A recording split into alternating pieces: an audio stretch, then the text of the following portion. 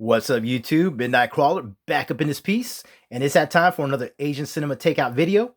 Now, before I jump into the pickups, I want to give you the heads up on the description below where I'll be listing all the movies I picked up for this video, as well as my personal rating. So let's jump into the haul with some Japanese cinema.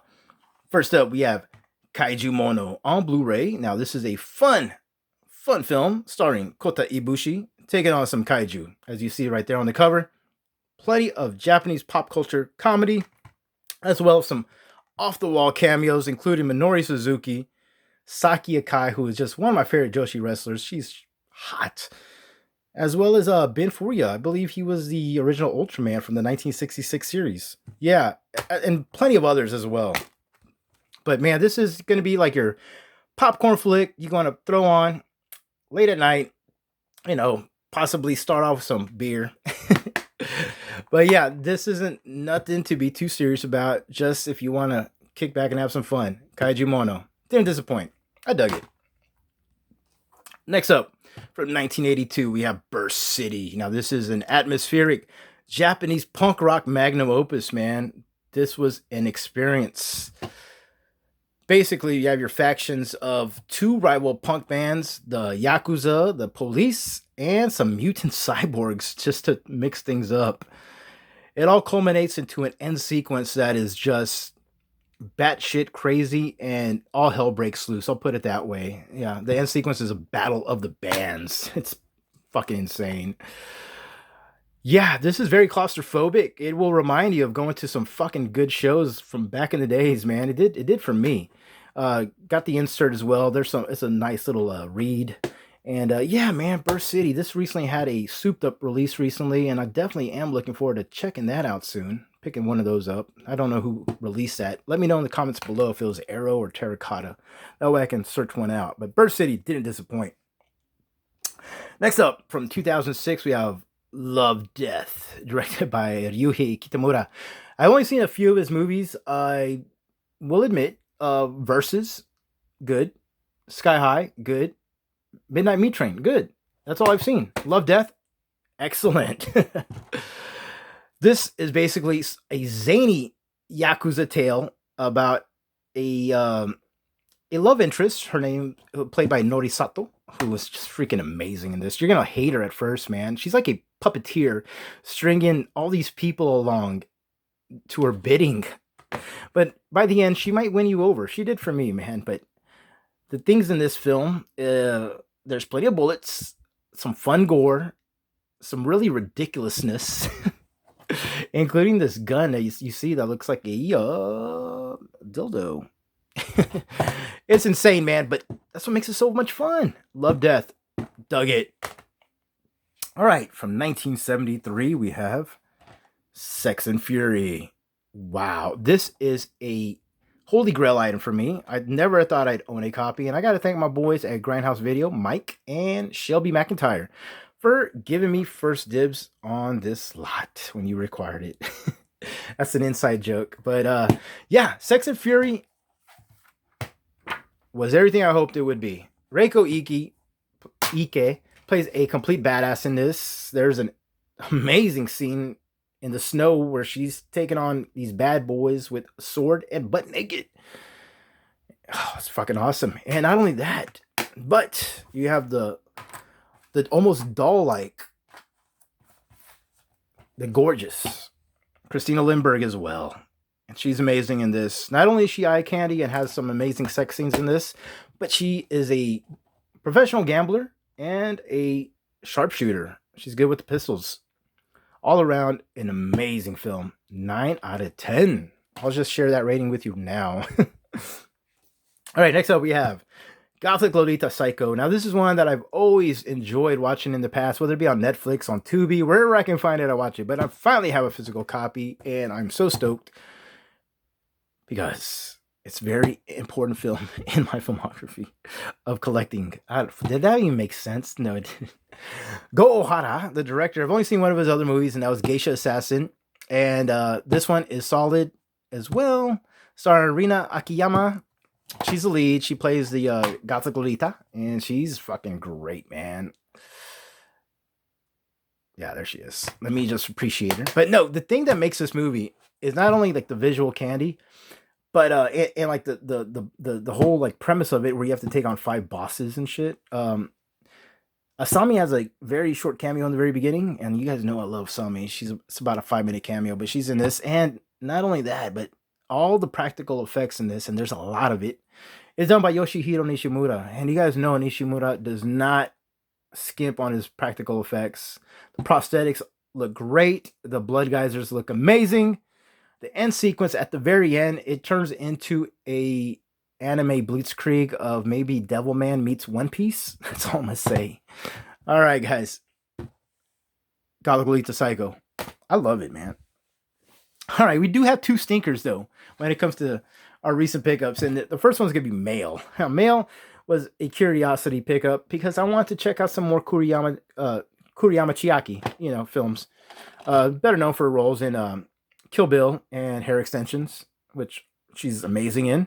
But this is basically a no-budget 6-part TV series made into a feature film. It doesn't work at all, in my opinion. Although the premise is a bit promising, where you have a paranormal detective taking on ghosts and who have grudges with his spiritual gun. Sounds crazy, right?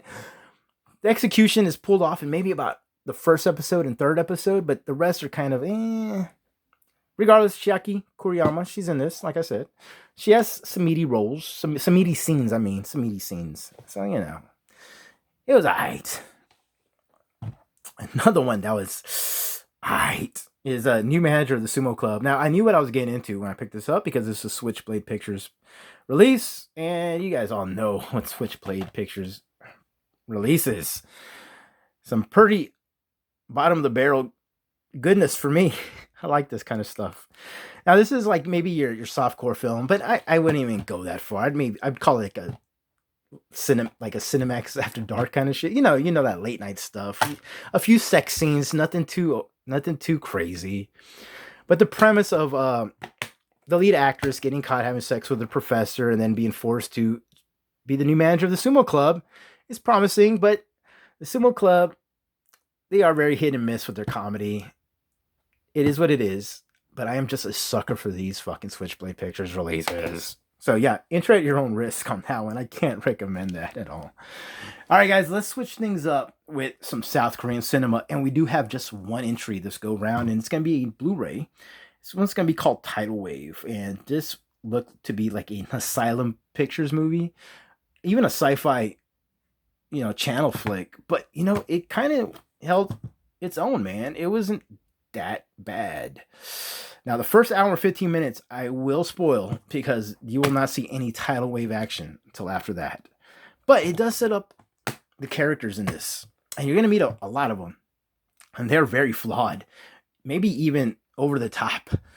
You got your alcoholic, you have your loser who lives with his mom and doesn't want to get a job, you have a woman who is you don't know if she's cheating on the dude or using dude. It's just you have this nice dynamic, I'm gonna put it that way, of flawed characters. So when the tidal wave does hit and the visuals do look impressive, they all attempt to have retribution. They try to win you over towards the end. I will admit, the lead actor in this, he's right here.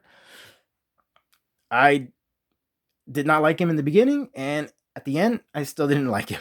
So that's going to be that. But still, a very good movie, though. All right, guys, we're going to finish things off with Hong Kong and China. And we're going to kick off with the Blu-ray.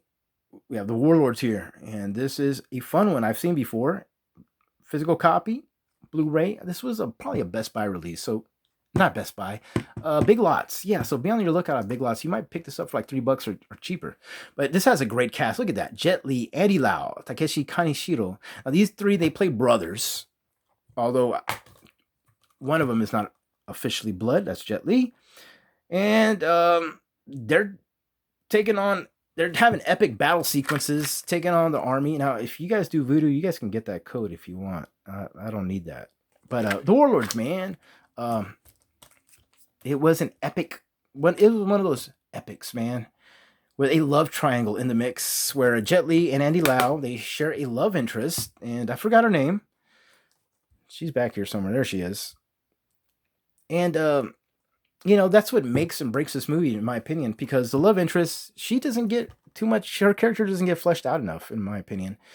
So in the end, where instead of going for an epic battle sequence, they kind of went with the love triangle and just focus on the drama, and it didn't work out too well for me. But don't let that steer you in the wrong way, because it's still a good movie. All right, Dragon Dynasty pickups next. We have Jackie Chan in Police Story. Police Story is a beast of a movie. I'm glad to watch again. It's been so long since I've seen it. And that very epic action sequence in the beginning, man, where you have these cars going down a mountainside village, man, it's just fucking balls to the wall. And then watching the special features, hearing about how a guy almost got killed during that scene, it's just fucking crazy, man. But Jackie Chan delivers in this. He's just so good. And this movie does not disappoint. You have Bridget Lin in this, and the perky Maggie Chung, man, she looks so good in this. Lots of comedy, like I said, but plenty of action to back it up. Good stuff. Another Dragon Dynasty is going to be Chang-Chi's The Return of the Five Deadly Venoms, aka the Crippled Avengers. And this is a Chang-Chi film I've never seen before, so watching this for the very first time was freaking amazing. I actually had this mixed up. I thought it was the Crippled Masters at first, and then when it started, I'm like, what? I don't remember that. So I had to restart it, and I was like, oh, it's not the same film. And this movie didn't disappoint. This stars the Venom Mob. Now, Venom Mob are very, very popular. They're just well known, man. Just Google them. Trust me, the Venom Mob, Shaw Brothers. Oh man, these guys are amazing. You also have Chen Quan-tai in this, and he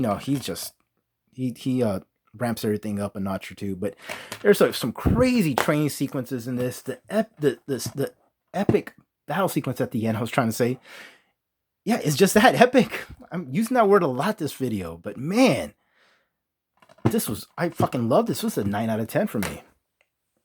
All right, guys, we have two more. We have Thunderbolt Fists. This is another Shaw Brothers film. This stars, I forgot the name. My bad. But it's not important because the lead actor in this, he's not very, he didn't do it for me, man. You know who did it for me? The lead actress. Her name is Shizu. She has some great fight scenes in this and carried the show, in my opinion. But this is going to be your kind of storyline where you have the Japanese taking over a town, they're bullying the locals, and a father or a master gets killed, and there's revenge, and been there, done that. But like I said, the lead actor in this, he's okay. The gore and the violence ramps up towards the end, but like I said, it's Shizu who steals the fucking show, and she gets very, oh man, she should have a bigger picture than that, but she's right there. Yeah, she's amazing. She's been on a lot of Shaw Brother movies, and she's always good in them. But yeah, that was still fun, though. And finally, guys, the last one is going to be a Tai Sang pickup. I love me some Tai Sangs. As the camera tries to focus on my discombobulation. All right, martial arts theater collection. Now, I'm gonna start off with the bad things first. This movie should be in widescreen. Sadly, it's cropped. The ends are. So you'll see about 85% of the movie, but 15% are going to be like, kind of like missing because it should be in widescreen. And this is English dubbed, and it's very low quality. You have to max out your TV, honestly. But the good is Chia Ling is in this. My bad, Chia Long. What am I talking about? Chia Ling is in this. She's right there. She plays the lead actress. She looks amazing. Now, there's not a picture of her. There's an outfit she wears that's black and white that she just looks fucking amazing in, man. Like a Mortal Kombat character. I'm not going to lie, man. That's how badass she looks. But she steals the show in this. She's great.